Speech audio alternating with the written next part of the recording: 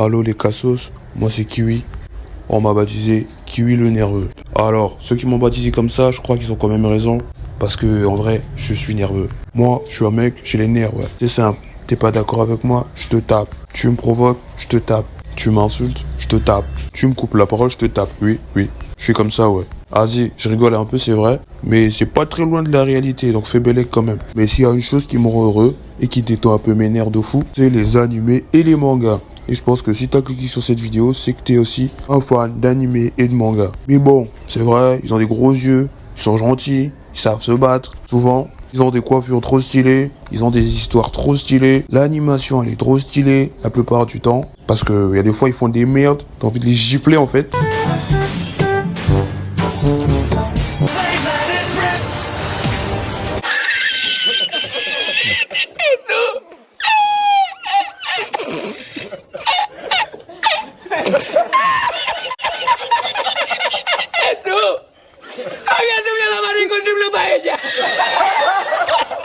Ils ont des chansons trop stylées, du début comme de fin, les openings et les endings, franchement, masterclass. Généralement, hein, encore je précise, mais n'empêche, il y a des persos qui sont trop énervants en fait. Vraiment, c'est des persos, t'as envie de les gifler à chaque fois que tu les vois. Limite, ils sont tellement énervants, tu te demandes s'ils énervent même pas même l'auteur. Tellement ils sont agaçants, tellement t'as envie qu'on les bute en fait dans l'intrigue. Moi, il y a des persos tellement je les détestais. À chaque fois, je vois leur grosse tête sur une page de mon manga. Limite, j'ai envie de déchirer la page, frérot. Donc, forcément, tu l'auras compris, cette vidéo va s'attarder sur 5 personnages que je hais dans les animés et les mangas. Genre, c'est des personnages, quand je les vois, j'ai les nerfs. Et là, je suis capable de taper un mec qui m'a dit bonjour. C'est pour te dire.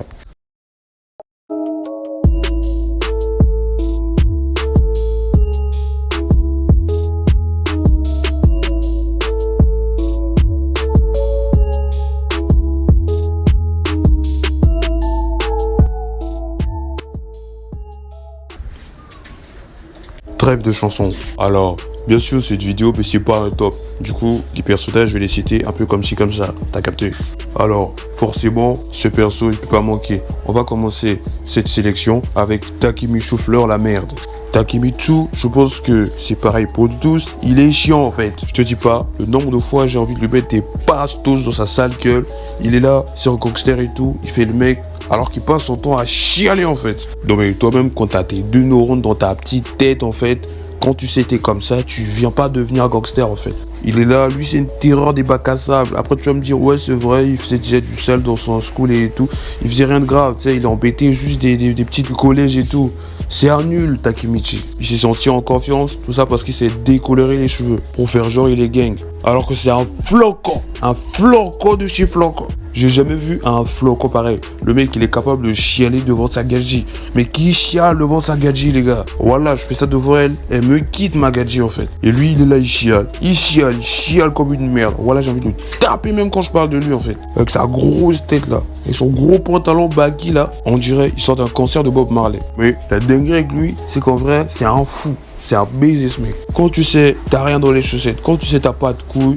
Tu n'intègres pas le Tokyo Monji, a.k.a. la plus grande bande de racailles et de gangsters de tout Tokyo. Sérieux, tu vois Drake, tu penses qu'il joue à la PS2 lui? Tu penses il a passé son enfance devant Pokémon? Tu penses Mikey il a regardé Robocar Poli lui? Et toi, tu vois des bougs gang comme ça, tu vois des bougs vénères comme ça, et toi tu dis ouais, je deviens gangster avec eux. Moi, à la place de Drake, je l'aurais fumé en speed, je l'aurais attrapé, je lui aurais parlé, je lui aurais dit cousin, écoute, ici on n'est pas dans une cour de récré là. Ici, on est everyday entre la vie et la mort. C'est point un coin pour les nouilles comme toi. Donc voilà, tu te dégages, je te refais le portrait en fait. Et s'il aurait insisté, bah, je l'aurais pris, je l'aurais fait bouffer la cuvette des toilettes. Et après, je l'aurais tellement tapé, je l'aurais tellement marave au visage, il serait devenu tellement moche que finalement il serait devenu beau. Il allait avoir la tête de Mona Lisa. Après, je pourrais citer Saori de Saint Seiya ou Athéna si tu préfères. Elle me saoule, mais à un level, laisse tomber. Bon, déjà à quel moment t'es DS? À chaque fois, on te capture, à chaque fois, on te tape, à chaque fois, on te fait du mal. Et toujours, c'est des types de 13 piges qui doivent te sauver la vie. Et en plus, tu renouvelles le bail. Sérieux, vous avez déjà vu une DS aussi pétée en vrai? Vous avez déjà vu une DS aussi claquée au sol? DS, c'est le féminin de Dieu. Donc normalement, tu devais te balèze. Tu devais avoir du pouvoir trop cheaté. Normalement, on devait voir Saori, on se dit oh putain, la déesse de la guerre et les gangs et tout. Mais au lieu de ça, t'as tes nazes Toi, t'es nul. Toi, en vrai, Saori, j'ai envie de te taper en vrai. Quand je te vois, j'ai envie de te mettre une claque dans ta mère. Évidemment, on tape pas les femmes, forcément, mais elle, c'est une déesse. Donc, nique sa grand-mère. Elle va prendre mon poing dans la gueule. Non, mais en vrai, même dans Saint CA, t'as jamais vu de déesse ou de dieu aussi pété, aussi naze que Saori. Genre, on dirait ils sont tous plus cheatés qu'elle. Toutes les déesses, tous les dieux sont plus chauds que Saori. J'ai à se demander pourquoi elle est une déesse en fait. À chaque fois, il y a des boucles de 13 piges, ils se font taper, ils se font cogner, ils traversent des maisons zodiacales. Surtout CA, toujours il tombe sur la tête lui. Ça se trouve, il a des lésions cérébrales. Ça se trouve, il a même perdu ses couilles, on sait jamais. Ça se trouve, ils peuvent plus faire d'enfants. Bon, Shiryu, on a la confirmation. Il a un gosse. Mais les autres là, on sait pas. Hein. Et tout ça, à cause de qui? À cause de cette pute, va. Qu'est-ce qu'elle m'énerve, les gars. À chaque fois, elle est là. Seiya, sauve-moi. Hatena no Sein Todachi. Ce genre de conneries. Jamais elle peut se sauver elle-même. Jamais. Donc, tu vas me dire que des boucs de 13 piges, DS comme Tom Sawyer, ils arrivent à taper des boucs que toi, une DS, t'arrives pas à taper. Elle est où la logique en fait? Avec ta grosse tête là. Non mais Saori, la vérité, tout ce qu'elle sait faire, c'est mettre du make-up. Franchement, la scène pour moi où elle est le plus claquée au sol, c'est la scène du film contre Abel. Elle fait la gadji, elle fait ouais, CA, toi et ta bande, j'ai plus besoin de vous.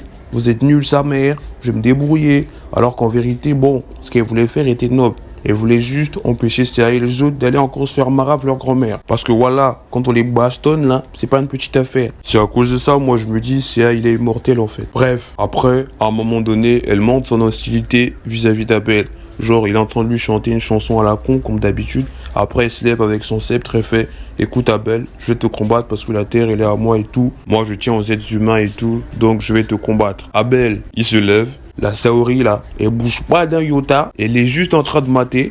Lui, Abel, il allume un Kikoa. Encore une fois, la Gadji, elle bouge pas d'un iota, elle le mate. Comment il est en train de la maraf, elle mate, hein. Elle sait que le gars, il s'apprête à lui faire du sale, mais elle le mate. En mode, elle comprend pas ce qui se passe. Mais moi, j'ai vu ça, j'ai dit, mais fais un queutru, sale pute, en fait. Fais un queutru, là. C'est un moment de taper, en fait. C'est le moment de nous montrer ce que t'as dans les ovaires, en fait. Mais au lieu de ça, non. Elle s'est pris le Kikoa au dos, et s'est endormie, point barre.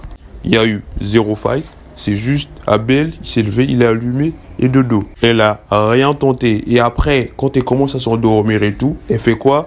Elle fait, c'est désolé, j'ai pas pu protéger la terre. Viens te faire taper encore pour moi. La vérité, tu vas pas me dire, elle est pas énervante, Saori. Tu vas pas me dire, elle est pas énervante, Saori. Saori, c'est pas possible. Elle est bonne qu'à se faire capturer en fait. Moi, si j'étais à la place de Seiya, je la sauve et tout avec l'armure du Sagittaire, tu connais. Après, quand il est dans mes bras, je lui mets une baffe et je lui dis, toi t'es bête en fait, toi t'es bête, ta grand-mère en fait. Vas-y, tu prends la tête, je démissionne. Ouais, à la place de CA, c'est ce que j'aurais fait moi. Maintenant, je vais te parler d'un perso qui non seulement m'énerve, mais aussi, bizarrement, qui me fait un peu pitié. Et là, je vais te parler du personnage le plus détesté de tout le manga game, Sakura Haruno. Sakura, on est d'accord, il n'y a personne qui la cala. Elle ne traire personne, il n'y a personne qui la kiffe. Alors, à la base, nous on la déteste pour 2 raisons. La toute première raison, parce que elle méprise Naruto, qui est en plus notre protagoniste en souffrance, enfin à la base dans Naruto. Mais en plus, qu'elle passe son temps sur Susukiki. Ouais, je parle de la petite salope là. Mais après, le fait qu'elle puisse déposer tous ces fardeaux de merde là sur notre héros Naruto, la TF, ça n'a rien arrangé. On l'a détesté de plus belle. Non mais en vrai, qui kiffe ce genre de mama? Je fais un que truc, tu viens me taper tout le temps tu mets la mauvaise ambiance et tout le temps tu viens me gronder, on dirait t'es ma daronne en fait. La vérité, c'est trop saoulant en fait, c'est pas attachant, les gars, on vous a dit ça, c'est attachant, c'est faux hein. La vérité, moi tu me fais ça, j'ai juste envie de te taper en fait. Mais je me retiens, parce que gentleman et tout. Mais en vrai, je déteste comme tape tout le temps et tout comme ça là. Naruto, il est calme hein, sinon en vrai, Rasengan dans ta grand-mère. Vite fait, bien fait. Et là, elle fait dodo. Après, c'est vrai, elle a grandi, elle a évolué, elle est devenue daronne et tout. En vrai, elle est plus aussi vénère qu'avant, elle est plus aussi violente qu'à l'époque. Elle est plus là à faire la meuf et à gronder tout le monde. Maintenant, elle a trouvé le moyen d'être énervante d'une autre façon. Son délire avec le Susukiki là, c'est quoi cette dinguerie en fait? Toi, tu épouses un boug. Le boug, il est jamais là. Il a tiré 1, 2, 3 chez toi. T'as accouché une gamine. Lui, ni une ni deux, il s'est tiré en brousse dé.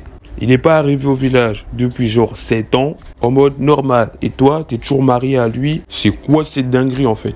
Et la vérité, Sakura, elle fait pitié, hein. C'est pas possible ça. T'as vu, c'est ça qui arrive quand on force des boucs. Le bouc voulait pas de toi, ok, t'as réussi à la voir, vous vous êtes mariés et tout et tout. Maintenant, la vérité, il veut pas te voir. Donc à chaque fois, il trouve une occasion pour dégainer du village. Il va tirer à gauche, à droite. Il va s'enjailler avec Karim. Ça, c'est la vérité, je te dis. Sasuke, quand il quitte Konoha, là, il va faire des dingueries avec d'autres Kaji. Donc, ton salaud, il te trompe. En plus, il est jamais là. Il paye pas la scolarité de la gamine. Il paye pas la bouffe. Il paye pas de facture d'électricité ni d'eau. Bref, il paie 0 impôt. Et toi, tu continues à lever le bout. En vrai, le ralo, il est au paradis. T'as une meuf comme ça, tu dis, bah ouais, j'ai touché le gros lot. Côté conneries, il y a personne qui a son level, en fait. Et le comble, c'est qu'elle se pose même pas de questions. Et voilà ça en mode normal. En mode, t'inquiète, il reviendra. Vrai, la vie de Sakura, là, c'est suffisant pour réveiller le Mangekyou Sharingan et le Susanoo en même temps. Elle est mariée à l'homme le plus absent de Konoha. Le boug est jamais là, genre, il est jamais là. Tu te rends compte? La petite, elle est née, elle avait genre 2-3 ans.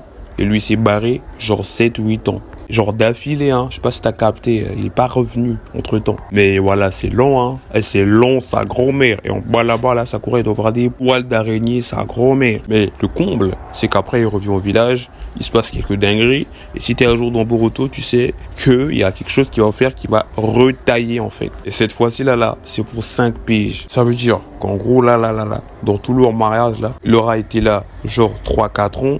Et aura été absent pendant 12 putains d'années. Et la vérité, c'est beaucoup. Alors Sakura, au cas où tu m'écoutes, franchement, je t'ai toujours détesté. Là, je te déteste plus. T'es juste super chiante parce que tu fais des choix très très cons. Alors je vais te dire un truc. Prends un autre boug à Konoha. Fais-toi une nouvelle famille. Et une nouvelle vie, tout simplement, parce que là, je suis plus la merde en fait. Avec sa grosse tête, on dirait une goyave là. À quel moment, toi t'es un bouc mauvais comme ça et tu restes avec lui. Sakura, elle vit sur Vénus, Sakura, elle vit sur Pluton, il est pas sur Terre en fait.